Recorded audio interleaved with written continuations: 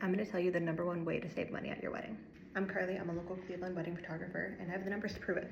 So you need to cut your guest count. So when you think about per person, what your cost is to have each guest at your wedding, it really adds up quickly. And people think like, oh, just having a few extra people isn't going to make a huge difference, but oh my gosh, it is. I'm going to use numbers from a local venue that I've worked at before. I would say this is a venue I've worked at, so it's well within a lot of people's budgets who at least hire me.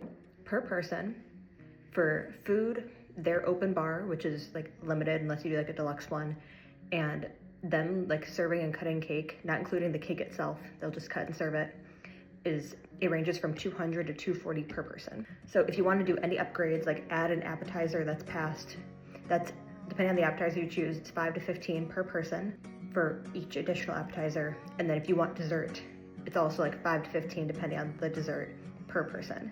And they also have an option for late night snacks like burgers and fries, and that's $7 per person.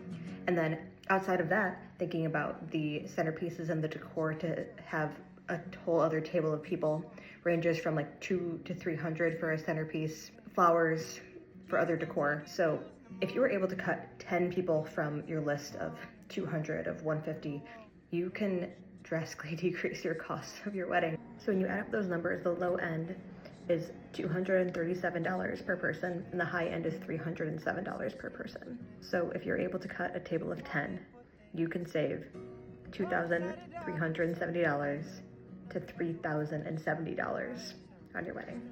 So instead of going for like a lower photography package or cutting a videographer altogether, or whatever else is your priority, or doing like really elaborate florals, think about lowering the guest count of your wedding. But whatever your preferences are and what your priorities are on your wedding day are always #1.